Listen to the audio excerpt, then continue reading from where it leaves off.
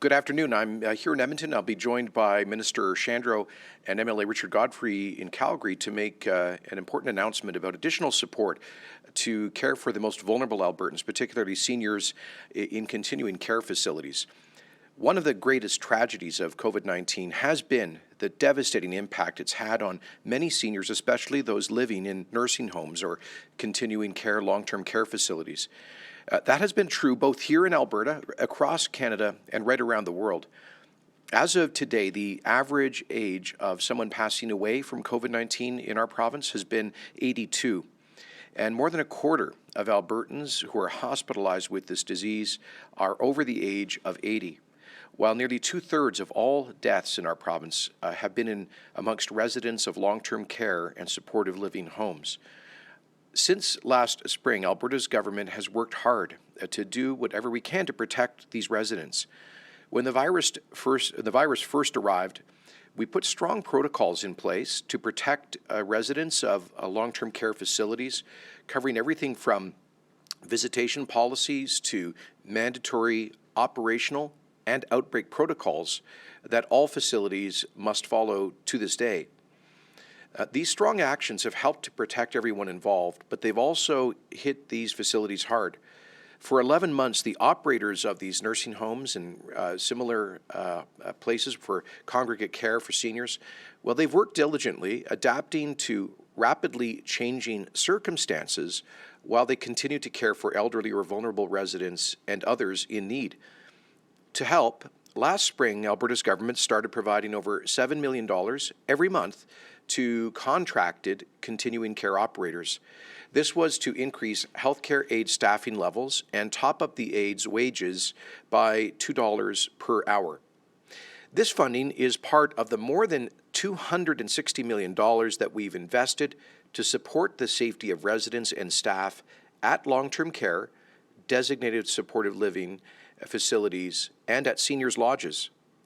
This funding has helped protect the health and well-being of thousands of residents across the province. Now, I know that this has gone on for so long that, and thanks to vaccines, we're hopefully seeing the light at the end of the tunnel, but our fight is far from over. With contagious new variants emerging around the world, including here in Canada, we must do more to protect those in continuing care and other facilities and for individuals who receive home care. And so that is why today I'm announcing another important step to help protect our most vulnerable Albertans from COVID-19 with an additional $68.5 million package of support for seniors living in congregate care, in addition to the $260 million investment already made by Alberta's government. This will be provided to operators across the province to help protect Albertans and staff who work in continuing care, providing services, as well as residential and mental health treatment facilities. This one-time funding will help cover the costs that operators have faced as they've worked to protect vulnerable Albertans. This includes additional cleaning, personal protective equipment and related supplies, and increased staffing levels. Every part of Alberta will benefit from this funding. Roughly $48 million will go towards helping more than 500 non-contracted licensed supportive living facilities cover costs associated with operating about 20,000 units. And just to put it in clear terms, those non-contracted facilities are not the ones funded by the Government of Alberta, but they have had to bear significant costs. And I want to thank all of them for their care, compassion, and responsibility over the past 10 very difficult months. We also know that home care services remain vital during this time as Albertans continue to require health and personal care services to support them in order to be able to remain at home in their community. And that's why we are providing nearly $10 million for all home care providers that will help them pay for additional cleaning supplies, again, personal protective equipment, and other related costs. An additional $1 million will go to residential community hospices to help protect the clients that they care for every day, in every region of the province. Again, those hospices have had to take greater care and assume additional costs throughout the pandemic. We know it's not just continuing care facilities that need support, and that's why we're providing another $10 million to help residential addiction and mental health facilities cover the increased costs and lost revenue that they have encountered during the pandemic. It's critical that these services continue to be available to Albertans who need them.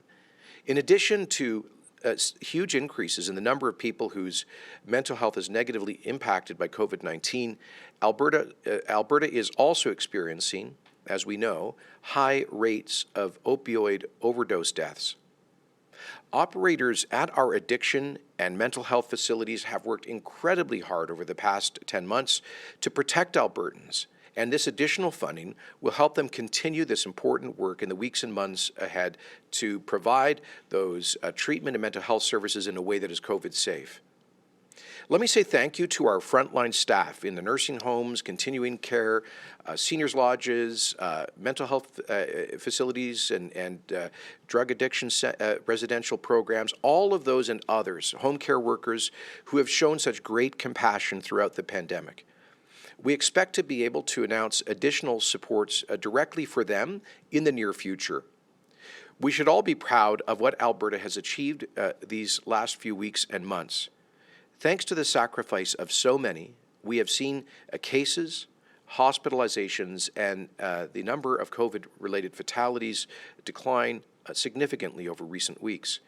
We have made gains, and we cannot lose sight of that. But as we begin to ease restrictions, moving to phase one in the plan we announced last week, starting this coming Monday, we must remain vigilant. Today's announcement is part of that work. We're not letting up, and we're not letting our guard down. We'll keep fighting for those who are most vulnerable to COVID, and we'll keep increasing the protections for those who work with them. Thank you, and I'll now invite Minister Shandro down in Calgary to provide more details on today's announcement. Thank you, Premier, and good afternoon, everyone. As Premier said, we are committed to protecting vulnerable Albertans from COVID-19, and our government has implemented proven measures to protect residents in continuing care settings and individuals in residential addiction and mental health facilities throughout the COVID-19 pandemic. Updated operational and outbreak standards are keeping seniors and other folks who are vulnerable living and working in these settings as safe as possible. And this includes screening workers, visitors restrictions, aggressive testing for outbreaks, and mandatory masks at all times when staff are providing direct patient care or working in patient care areas. And these are important steps, but they have increased the costs that operators face. And it's important that every organization has the supports that they need to deliver the care that Albertans deserve. So much has changed for Albertans living in continuing care since the pandemic began. Just one small example, recently, staff at a retirement residence in Edmonton were asking a resident some routine screening questions. And the resident mentioned that some family members whom he'd seen the week before were now feeling ill and being tested for COVID-19. Now, staff made sure that the resident was immediately isolated. They arranged for a test, and that test actually ended up being positive. The entire residence was put on quarantine, and all outbreak measures were put in place, and thankfully no additional cases were identified in that residence as a result of that quick and important work that was done by the staff.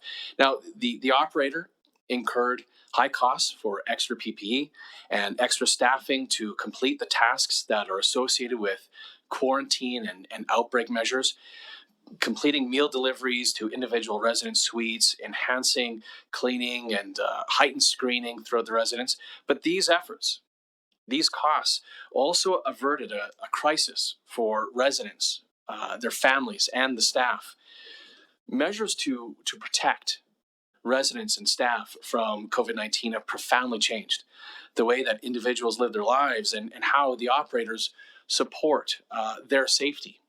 There's a whole new set of routine practices for staff to follow, and they're doing a great job under extraordinary stress.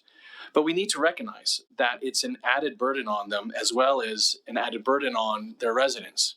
Restrictions on outings and visits are crucial to protect residents, but they also add to isolation, and they have a cost for mental health and for well-being. The pandemic has also brought worries and stress for residents that they never anticipated. And we've heard from providers that residents are worried about their accommodation not being able to survive financially or needing to raise rates to remain viable as a result of these increased costs to respond to the pandemic. And they fear that they may have to move because of added costs that they may have to pay. No continuing care resident should worry that they will have to use their retirement savings to support additional costs associated with the pandemic. And I want to assure these Albertans that we'll continue to protect them and we'll continue to do what we can to ease this burden. And that's why, as Premier said, we are providing $68.5 million to protect residents, clients, and staff in continuing care services, as well as in residential addiction and mental health treatment facilities. Now, this one-time lump sum payment will help hundreds of operators across the province. It'll also help protect thousands of residents, as well as clients and staff. More than $48 million will go to non-contracted, licensed supportive living operators. There are over 500 of these facilities, and they have more than 20,000 units across the province. Now, this $48 million will help operators pay for more PPE, more cleaning, more staffing, and other costs that they face every day. Now, the next block of funding will increase supports for the home care sector, both those who are contracted by AHS to deliver personal care, as well as the non-contracted providers who provide a range of services depending on the needs of the clients. Home care providers have not received support under any previously announced funding initiatives, and we've heard these operators are also facing added costs due to enhanced cleaning protocols, as well as additional staff time that's involved in following the measures. And we understand how important it is to support people to stay home during the pandemic. And so that's why we're providing for these operators $9.6 million to help home care providers deliver the care as safely as possible during this pandemic. We're also providing $1 million to contracted and non-contracted residential, community, palliative, and hospice operators in the province. And this funding will support them with increased PPE, cleaning, and as well as increased staffing costs. And I sincerely hope that this funding will help ease the strain on continuing care operators and to provide confidence to the increasing number of Albertans waiting for facility-based continuing care, and to Indigenous communities that have identified the need for culturally appropriate continuing care services that are closer to home.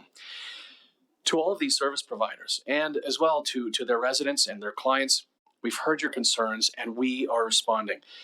We're also restoring the Affordable Supportive Living Initiative, or ASLI. We use the acronym, pronounce it ASLI, to build more continuing care facilities faster and more cost effectively.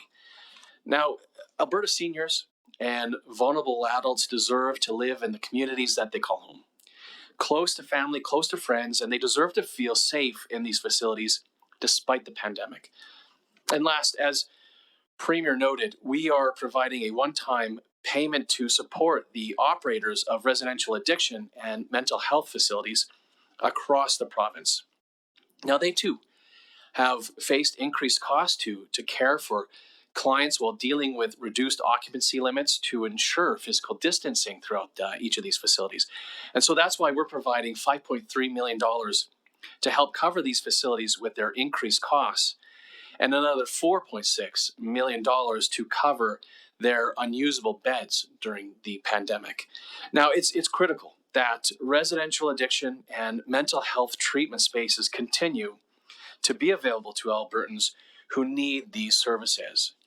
Due to physical distancing and isolation requirements, many beds are not able to be used, and these facilities rely on this income to cover many important services. I would now like to invite my colleague, Richard Godfrey, who's the MLA for Calgary Fish Creek, to the podium. I've been fortunate to work closely with Richard as he leads an advisory panel to review facility-based continuing care throughout the province, as well as Alberta's continuing care legislation. A reminder that I think we have 3 different pieces of legislation. It's 6 regs, 6 different types of standard of practice, or standards of care, standards of practice, and the work that his panel is doing to review that legislation, as well as the facility-based continuing care system, is incredibly important work. And this work is part of our commitment to learn from the pandemic and making continuing care safer, while we address the ongoing challenge of improving access for Albertans. So, Richard, I'm very grateful for your advice and for your continued support, and so thank you very much.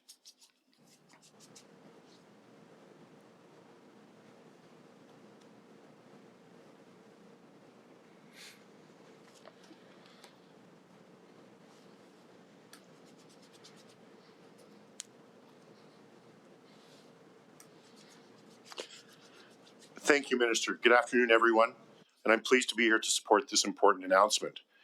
I'd like to add my thanks to the premiers and to the ministers, and on behalf of all Albertans, to the residents, to the operators, to the staff, and to the family members that we're speaking about today, the valued seniors in this province. As the chair of the Continuing Care Review Advisory Panel, I'm very familiar with the work of the continuing care operators in this province and home care providers to comply with public health guidance. These operators provide the health supports, personal care, and accommodation services for vulnerable Albertans that is much needed in our great province. And keeping individuals safe has been a top priority for them and the government. Let's be clear, the added costs operators have had to absorb until now are not for extras. These were to keep providing essential services during the pandemic and to keep residents safe. For example, more PPEs had to be purchased and changed more frequently to prevent possible transmission between individuals. These operators have had to hire more staff to keep supporting residents when requirements came in to screen all staff and visitors, significantly enhance cleaning, and adapt almost every part of daily life in their centers to keep people safe. All these changes were essential, necessary, and much needed in protection of our valued seniors. But I've heard how tough it's been, and I now know how welcome it is to have today's news in support of the sector and our valued seniors. This is needed funding, tailored to address the particular costs that have been incurred by specific operators and providers across the province. It will provide relief so operators can concentrate on what they do best, caring for those most at risk during these difficult times. And together, we will keep everyone as safe as possible going forward during challenging times ahead. Thank you, and I'd now like to invite Kim O'Brien, President and CEO of United Active Living, who also has a facility in Calgary Fish Creek, my own home constituency, to say a few words on behalf of her residents and her team. Thank you.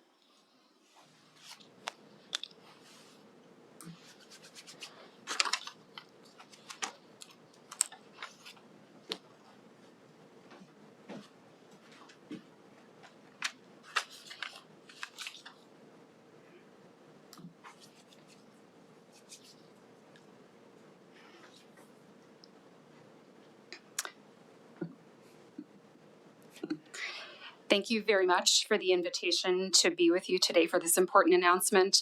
And thank you to Premier Kenney, Minister Shandro, MLA Gottfried, and those within the government of Alberta and our sector, including industry associations such as ASHA, who've worked so hard towards this important announcement today.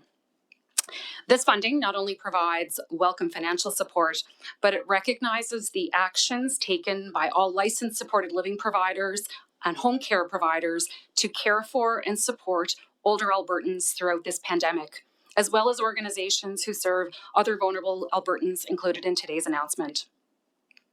Since the start of the pandemic, All across the province, groups like us at United Active Living have taken necessary and extraordinary measures with one single focus: the safety and well-being of our residents and our employees. This announcement today recognizes the importance of this ongoing work. We also see this announcement, though, as a positive step forward in building a stronger and more coordinated and more inclusive continuing care sector in Alberta. One that is united in our collective focus of serving all older Albertans now and into the future. On behalf of all of us at United Active Living and our colleagues across the sector, we thank you again, and we look forward to working with you in service to all older Albertans. Thank you.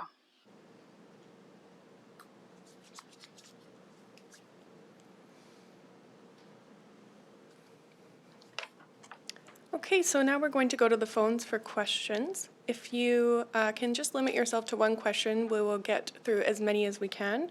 Operator, can you please put through the first caller? Jesse Weisner, Global. Well, hi, this question is for the Premier. The number of variant cases has been rising in the province, and there's unknown community spread. How confident are you that the February 8th reopening will go ahead, and what would need to happen for it to be postponed? And if it is going ahead, how do you assure businesses and the public that Alberta won't have to close down again in a few weeks if variant cases climb and community spread becomes prevalent? Sure. A couple of things. First of all, as Dr. Hinshaw said at her briefing yesterday, Alberta has the best and the most aggressive testing regime for genome sequencing to identify these new variants. And we've also massively expanded our contact tracing system, so we're able to get on top of cases like this much more quickly. Secondly, I think the new federal travel guidelines and restrictions with respect to pre-testing, testing upon arrival, and the enhanced quarantine measures should all help to reduce the future introduction of these viral variants into Alberta. Thirdly, while we are right to be concerned about these variants, we did lay out last week a very careful, gradual, and prudent path to reopening some aspects of economic and social activity as we seek in a balanced way to protect lives and livelihoods. As we said, the key triggers will be based on hospitalizations, recognizing that at the heart of our effort against COVID-19 is controlling the spread so it doesn't overwhelm our hospitals. The first measure, of course, was reopening schools on January the 7th, and then the second measure was related to personal services about 3 weeks ago. The third measure, the third step would involve a limited allowance for dine-in service for family cohorts, as well as personal training at gyms and fitness facilities, and the resumption of sports and other physical activities that are related to schools. So those are very limited activities. For example, this is not going back to normal for the restaurants, but rather only allowing a family cohort to come in, or an individual and their two close designated contacts, tables that are 2 meters removed from one another, with contact lists that are maintained, alcohol service that ends at 10, restaurants that have to close at 11, and all of the other COVID-safe measures in place. And we're talking in the fitness facilities about low-impact personal training, where the people would be distanced, wearing masks, and following all of those measures as well. So these are very limited, almost baby steps towards reopening. But we need to recognize that we can't suspend businesses indefinitely, because many of them simply won't survive that. And the consequences there to people's health, their mental health, their emotional health, would also be devastating. So we're trying to balance these factors. But as we've said, if we see we go back into significant viral spread and growth across the province, then we may have to tighten measures again.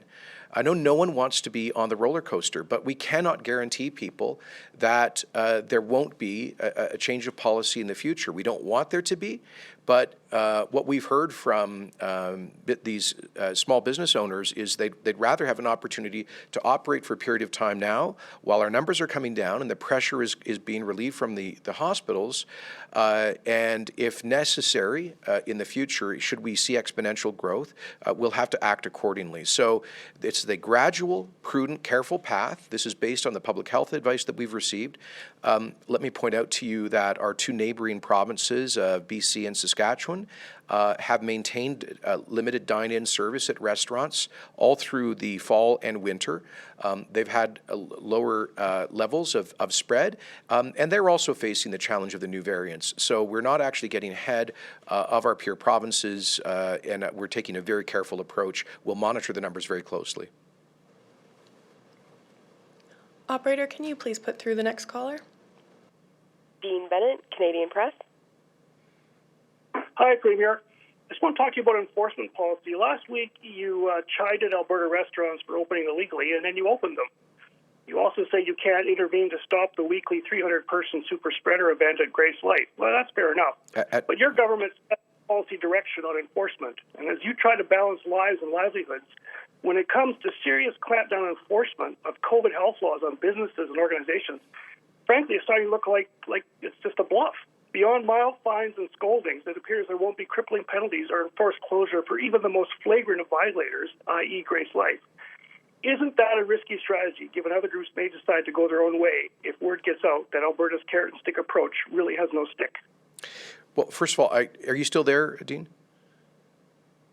Here, Premier. I'm sorry, I didn't hear you talked about a 300-person super spreader event. I didn't quite understand the context of that. Well, you spoke about that on Ched this morning, the Grace Life Church. Oh, okay.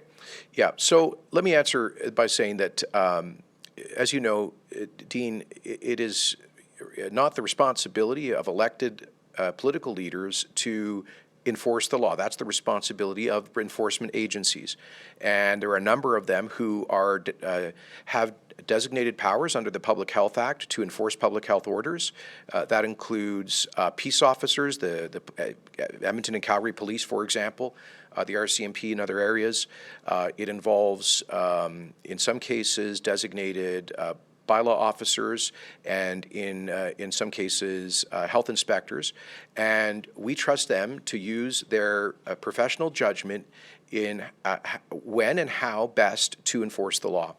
My understanding is their general approach when it comes to public health measures is to start with education and then move to compliance to help people be aware of the rules, help them comply with the rules, and if they flagrantly violate the rules, to move to enforcement. And there are fines and other penalties available to them. So I don't want to live in a society where politicians are pointing fingers at who should get penalized and how. That's not how our democratic system works. We have created these public health measures. Some of them are advisory, some of them are mandatory.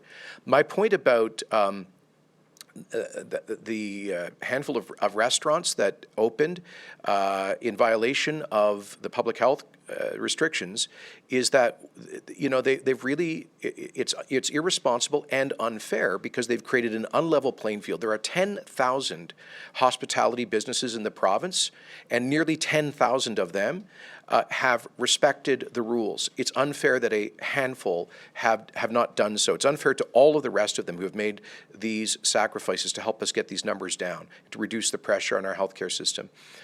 With respect to, I gather there's one church that's been identified that has been apparently not respecting the 15% capacity limit that's been imposed. Again, the enforcement is the responsibility of the responsible agencies, but I will say this, that Alberta has made it a point to try to bring in public health measures that save lives, protect our healthcare system, while minimizing the impairment of constitutionally protected rights and freedoms, including the freedom of religion. And I think and I want to thank, again, like I'm sure 99% or more of the places of worship across the province in different faith traditions for having been so careful. They've been able to continue with smaller worship gatherings at 15% or less, following the mandatory masking and the other COVID rules. And so I want to thank them for doing so, for taking that care for their community and their members. I think it's incredibly unfortunate that we have apparently one out of thousands of places of worship that is flagrantly violating the rules. And I think, they don't need to do that. They can gather in congregate worship. They can spread out their gatherings. They can do several worship gatherings. That's what other faith communities are doing. Other faith communities are making sacrifices, and yet they are still able to exercise their constitutionally protected religious freedom. So I'll leave the enforcement to the enforcement agencies, but I think what they're doing is sending a terrible message and is truly irresponsible. Operator, can you please put through the next caller? Our next question comes from Rick Bell of the Calgary Sun. Good afternoon, Premier. In today's newspaper, former Wildrose leader Brian Jean has written a hard-hitting column which, without going into the details, is very critical of your government, the government's attitude, the government's style, some of the decisions you've made, and also saying that Albertans have begun to sour on your government. Mr. Jean is not the only one from the conservative side of the fence who has been critical of your government of late. What do you think of, if you've read the column, of Brian Jean's criticisms or criticisms generally from people who voted for you last time? Do you think these criticisms have any validity? Well, I haven't seen or read that column, so I can't comment on it, but I'm not surprised that people would be critical of government that has to take really hard decisions at an unprecedented time of crisis like this. As I've said from the beginning, often we are faced not just with bad choices, but sometimes only with terrible choices. I think it's easy to sit on the sidelines and be an armchair quarterback as we make our way through these multiple crises at the same time. The largest public health crisis in a century, the largest global economic collapse in a century, the largest collapse of energy prices in our province's history. All of that on top of 5 tough years that we already went through. So these are incredibly tough challenges for Albertans generally, and yes, for their government. And so often we only have poor choices to make. There is no easy way through this pandemic. There is no easy way through a massive global recession and an unprecedented collapse in energy prices. Frankly, there's only a hard way through it, and there's only tough decisions that we often have to take. It's no secret that I've been, some of the criticism from people who would call themselves on the right is about public health restrictions. And it's no secret that I have spoken about the damaging impact of public health restrictions, which is why we have approached them as a last and limited resort. It's also why we have more consciously than other Canadian governments, sought a minimal impairment of rights while controlling the virus to protect our healthcare system and lives. We've sought that balanced approach of protecting lives and livelihoods through all of this. I'm sure all of us will be able to look back and see how we could have done some of these things differently or better, but I think generally Albertans have risen to the challenge, and we've made the best faith effort with expert advice to strike that balance. But to sit there as some might be doing in an ideological corner and to cast stones at those who are making these incredibly tough decisions right now, I don't think is a helpful contribution to the debate, especially if the criticism is just we're opposed to all of these public health measures. Because if you want to take that position, good on you. But I think you have a responsibility to then take account of the consequences. Rick, if in November into December, the daily number of COVID cases was doubling every 14 days, And our hospitalizations for COVID patients went from about 100 in October, the end of October, to nearly 1,000 at the end of December. Tenfold growth. If we had not taken difficult and painful and frankly unpopular measures, that exponential growth clearly would have continued.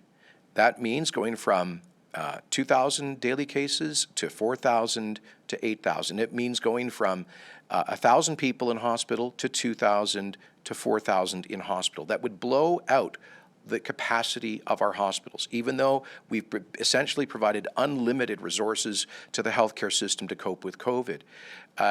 And it would also mean a massive increase in the death rate in Alberta. You know, if you want to go to the kind of libertarian extreme and go to a ideological sandbox, go visit South Dakota, where they have had effectively no restrictions. And a lot of people applaud that. But guess what? They've had 1,700 COVID deaths with a population of 800,000. That is 5 times higher than Alberta on a per capita basis. And so instead of 1,600 deaths in Alberta, if we had followed the South Dakota path, we would have something in the range of 8,000 deaths. So to folks who are being critical of restrictions, I've always said, you know what? I appreciate that we have a province where there are a lot of people who jealously guard their freedoms and are right to be skeptical about government overreach and these extraordinary measures that we are using. I think that's a healthy instinct. That freedom spirit in Alberta's political culture is a good thing. But it has to be exercised responsibly, and allowing, setting up tent hospitals at McMahon Stadium and taking body bags out of those tent hospitals in the middle of February because we completely overwhelmed the hospital, the healthcare system, would not be responsible. So this is a government that is seeking the best way forward, a balanced way, and I just encourage people to be mindful of all the different complex considerations that we have to make with these tough decisions. All right, we have time for 3 more questions. Operator, can you please put through the next caller? Lisa Johnson, Edmonton Journal. Hi, Premier. Thanks for taking my question. I'm wondering if the funding announced today has any effect on the province's ability to take advantage of federal funding, particularly federal funding that is meant for wage top-ups for frontline workers. And if not, why is this government leaving more than $300 million on the table? Is it ideologically opposed to giving a temporary pay raise to frontline workers, or what's the reason behind this?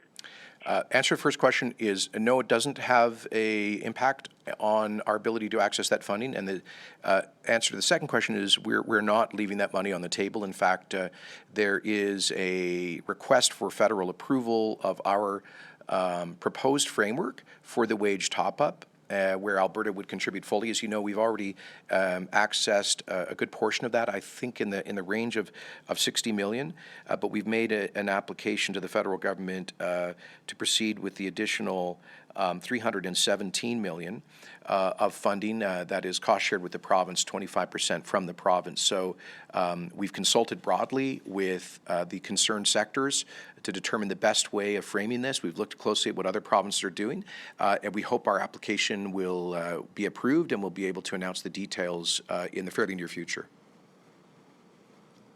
Operator, can you please put through the next caller? Kevin Nimick, CTV. Hi, Premier. UCP MLA Drew Barnes is calling on you to introduce an independence referendum. Do you support this call to action, and are Barnes' views welcome in your caucus? The United Conservative Party was created with an agreement that was endorsed by 95% of our membership of the 2 legacy parties. That agreement said in its preamble that the United Conservative Party is committed, is loyal to a united Canada. And that's the basis on which the party I lead was created. That's the basis on which we ran and received over 1 million votes from Albertans. So we received an endorsement with the largest number of votes in Alberta electoral history as a party and a government that would fight for a strong Alberta, fight for a provincial government that jealously protects its rights within the Constitution, that fights for Alberta jobs and for our industries, but within the Canadian Federation. So that is absolutely clearly the position that MLA and all UCP MLAs ran on. That's the commitment they gave to voters. That's the agreement that they endorsed in July of 2017. And that is our position. As I've said before, MLAs have a right to speak their mind, but this government will continue to fight for a strong Alberta within the Canadian Federation. Operator, can you please put through our last caller? Audrey Nouveau, Radio Canada. Hi, Premier. I have a question for you on the variants that has been asked before in English. I'll ask it in French. Monsieur le Premier ministre, est-ce que vous pouvez nous dire si vous trouvez qu'il est encore prudent de commencer le déconfinement lundi prochain alors que le nombre de variants de coronavirus est très élevé en Alberta, plus qu'ailleurs au pays? Notre niveau de... excusez-moi. Merci de la question. Il faut dire qu'en Alberta, on a un système qui teste ces variants qui est plus rigoureux que dans les autres provinces. Deuxièmement, nous prenons une approche de décontracter les mesures de santé publique de façon très prudente. Et nous prenons les petites étapes. Nous aurons le temps à voir s'ils ont un impact négatif sur la transmission du virus dans la communauté. Évidemment, nous voyons une diminution de transmission des hospitalisations et des morts à cause de COVID-19 et maintenant et depuis quelques semaines. Si nous voyons une augmentation dans la transmission du virus, c'est bien possible qu'il faut changer la direction et mettre en vigueur les nouvelles restrictions. Mais écoutez, ce que nous faisons est très modeste. Par exemple, quant au restaurant, nous prenons effectivement la même politique que la Colombie-Britannique qui ont mis en place les mêmes mesures depuis plusieurs mois. Ils ont un taux d'infection plus bas que celle en Alberta et ils font face également aux mêmes variations du virus. Alors, nous cherchons une approche équilibrée, prudente et selon le meilleur avis que nous avons reçu des experts de santé publique, comme le Dr. Hinshaw, évidemment. All right, that's all we have time for. Thank Have a you. good day, everyone.